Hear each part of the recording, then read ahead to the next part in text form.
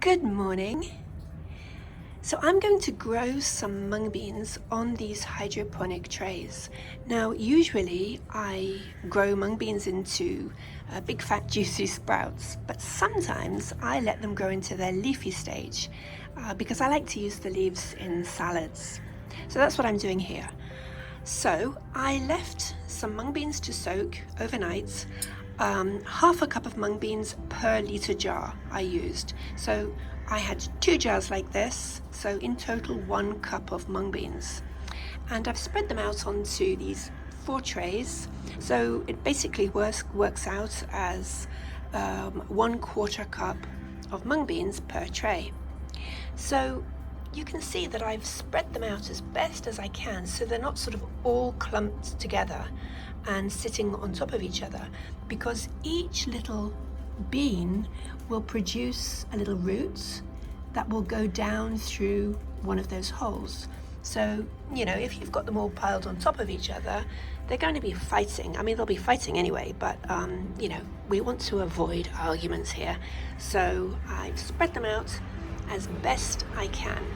And now I'm going to just stack the trays on top of each other, because they do well when they have a little bit of pressure on them, so a little bit of weight. So I'm just going to stack them and then put another one on top, an empty one, and I shall put a weight on top of that. And then I'll come back this evening and just give them a quick spray and see how they're doing. Good morning. So this is day 2 of the mung bean sprouts, and as you can see, they've already grown quite a lot. Look, they've even grown their roots down through the holes to the tray below. So now I'm going to give them a really good rinse. You could definitely do this in the kitchen with your spray nozzle. Just be careful that you don't dislodge them from their holes. So just delicate, it could be a strong spray, but not too strong that you dislodge them. I'm going to go through each tray and then restack them and come back this evening. So after I gave the mung beans a really good spray, I took the trays below and gave them a quick rinse, and then added a little bit of fresh water. This is just so the roots have something to drink, because that's what the whole point of these hydroponic trays is, that the roots can drink from the tray below, okay? But you really don't need a lot of water, especially in the beginning, because you know they're not that big. So it would be sufficient just to spray them, but because it's really quite hot here, I've just added a little bit of water. So the most important thing you have to remember is that water level must not reach this, because if it does, then the beans are going to be sitting in water and they will rot. Okay, so just a little bit of water, a teeny bit. Okay, I'll come back later.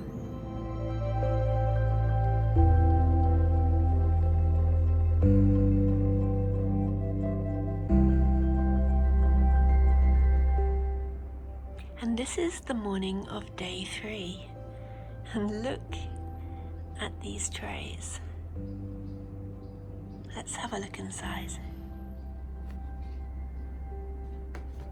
Wow.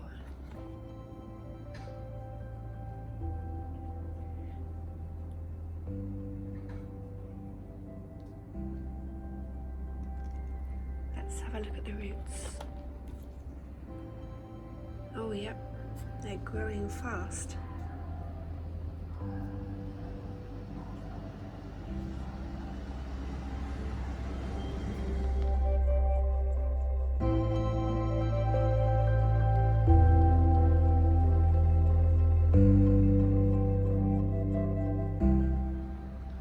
A few of these have developed a slightly pink tinge, and that's okay, that's fine. It's just because they've been exposed to light.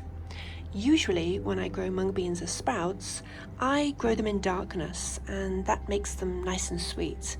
and you actually avoid this pink tinge. But I'm going to be growing these to a leafy stage, so I'm not worried about that. These trays, they don't really keep them in complete darkness, as you can see. If you really want them in complete darkness, you need to cover the whole thing with a black towel or a black t-shirt or something. But anyway, that's the pink tinge story. So now I'm going to spray them again. Give them a little spray. I'm going to do this with all of the trays. Good morning. Now would also be the time to have a look and see if there are any that are, maybe haven't sprouted or are looking a little bit, not pleasant. I picked out one because now you can see them. So yeah, if you find anything, just grab either with your fingers or with tweezers and just pull them out.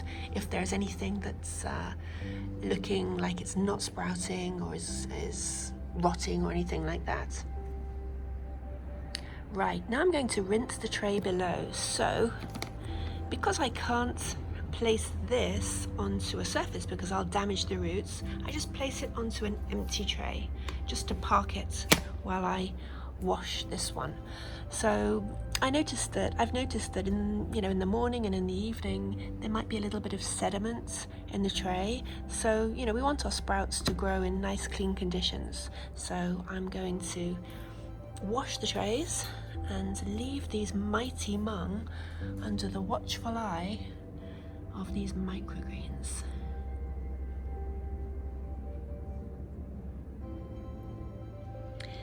Thank you, Agatha Amaranth, for standing guard over these boisterous boys. Okay, so they've had their morning shower and they have clean water.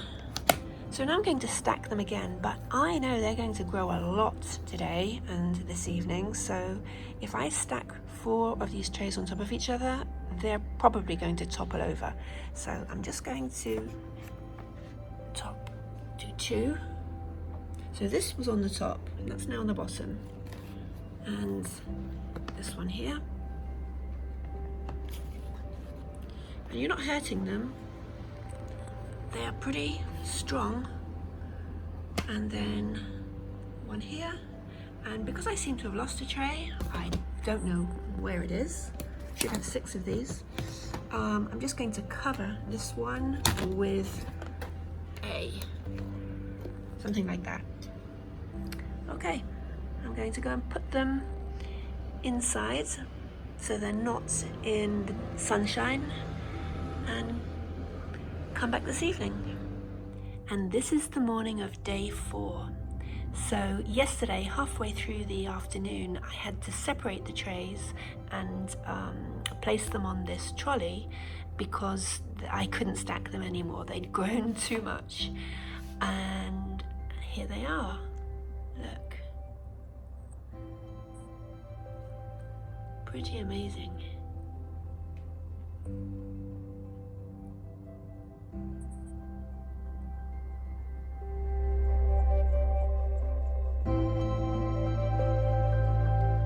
Okay, so now I'm going to empty this tray of water, give the tray a quick wash, and then add some fresh water. Because, we want to be growing our sprouts in nice, clean conditions, and they deserve fresh water. So I do this every morning and every evening, just to be sure that I'm giving them the fresh water and clean conditions that they deserve. Okay, let's have a quick look at the roots. So you get this wonderful bed of roots. Just look at that. You don't want to see any black spots. You don't want to see anything that looks like a spider web, because that's mold. Just lovely healthy roots. So these are slightly discolored because they're oxidizing. The older they get, the more they oxidize, and that's fine. You just don't want to see any black marks or any color really, any blotches, and you don't want to see any spider webs or anything that looks like a spider web, because that's probably mold or the beginnings of mold. And one of the causes of mold in these hydroponic trays is too much water.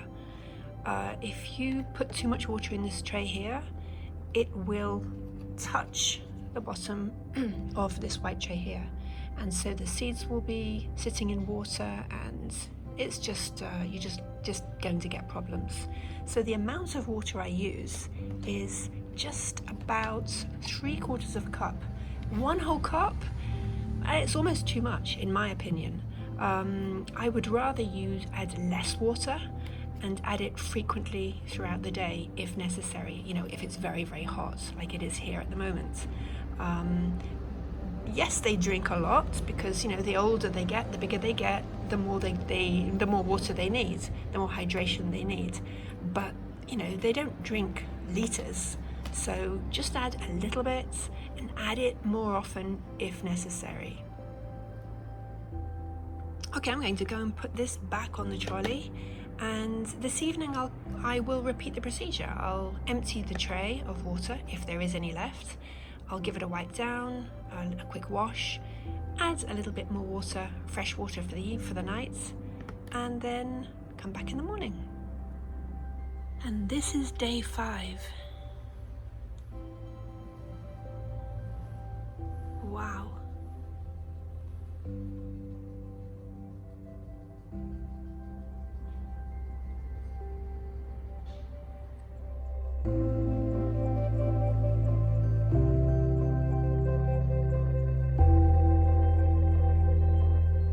Okay, I'm going to change the water in the trays, give them a quick wash, and then add fresh water as usual. The trays are washed, and let's just take another quick look at these roots. Wow, look at that. Beautiful.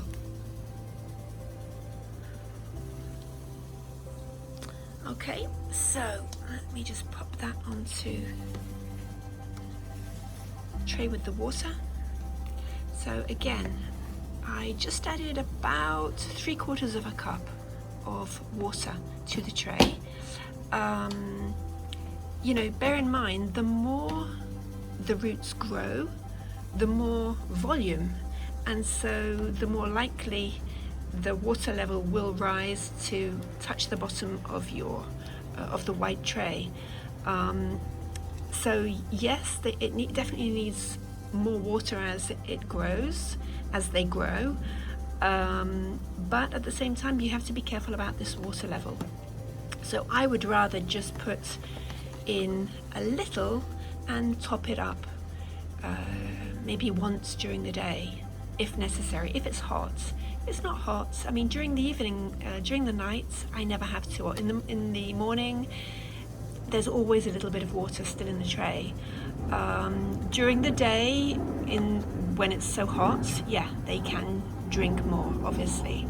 So not too much, just enough. Okay, these are going back inside because it's a little bit hot out here, and I will repeat the procedure again this evening and come back tomorrow. So I could even start eating these, but I'm going to leave them a little bit longer. They're beautiful. I'm also giving them a bit of a spray. Oops, sprayed my window. Okay. Oops, yeah, goodness me. Really did spray my windows. Anyway, given them a little bit of a spray, and yes, I shall keep an eye on the water level today because it's quite hot, and check on them again this evening, change the water in the trays again this evening, and come back tomorrow. Okay, one other thing, I turn the trolley around maybe once, maybe twice during the day, because they all tend to lean towards the light. So by turning the trolley around, you're sort of letting them have equally distributed light, really. Right, I'm going to go and clean my window.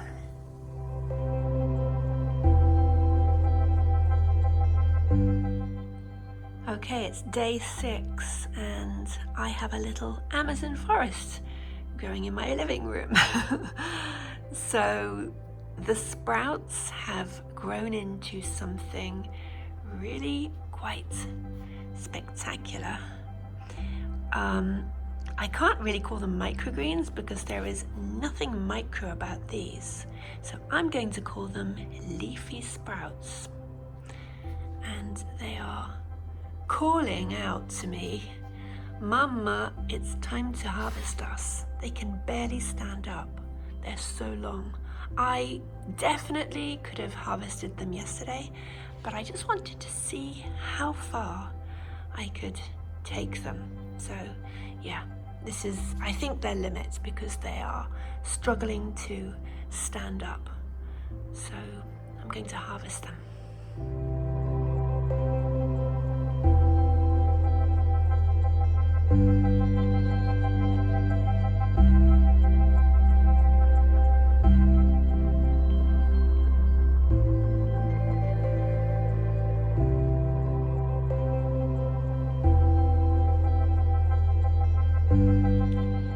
So to harvest them, there are a few ways that we can do this. We can, okay, first of all, let's have a quick look at the roots. Oh, look at that. Beautiful, gorgeous. Okay, so I can take a sharp knife and cut through the roots and then just pull everything up. But, you know, there are lots of sort of scraggly bits and bits that I don't particularly want in, you know, on this side of the roots. So I'm not going to do that. I'm going to take my knife and cut them up here on this side of the tray instead of the bottom side.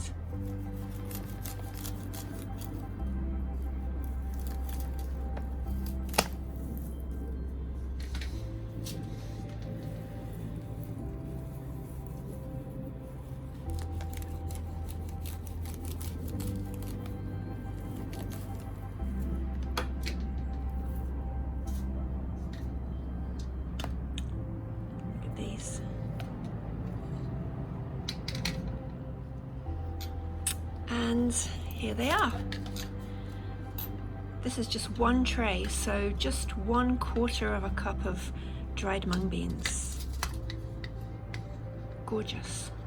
Okay, so now I have this tray and I have this stuff at the top and the roots underneath. So now I do need to take my knife and cut like this.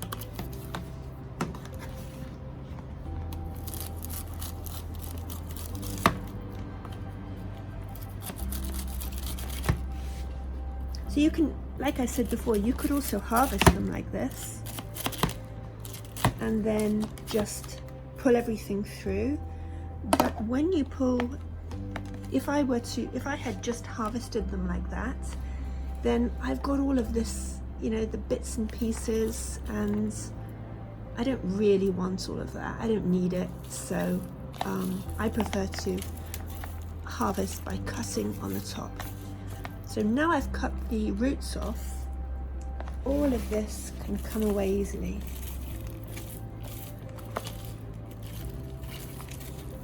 And here they are.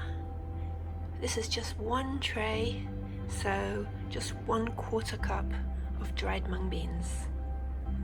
All this wonderfulness. Okay, I'm going to harvest all the others and then I'll be back.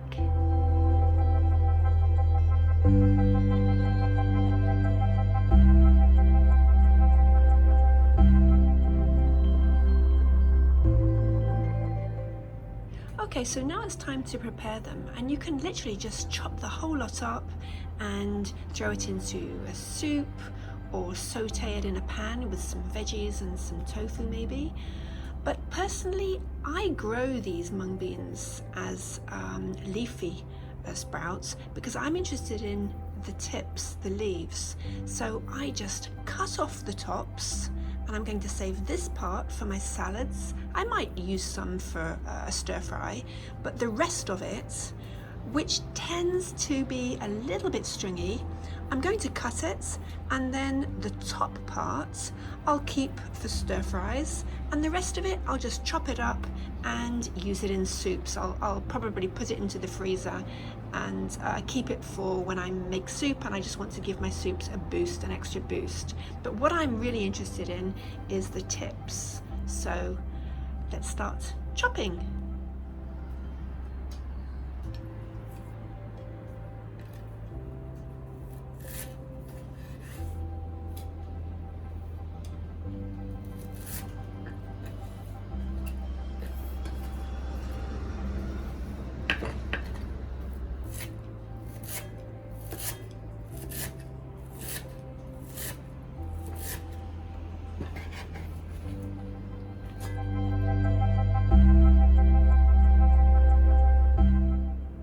One cup of dried mung beans can turn into all of this.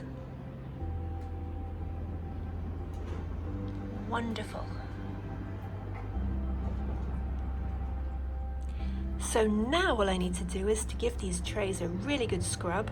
I like to use a neutral biodegradable soap such as this one. Scrub them well and give them a good rinse, and then let them dry and they're ready for next time.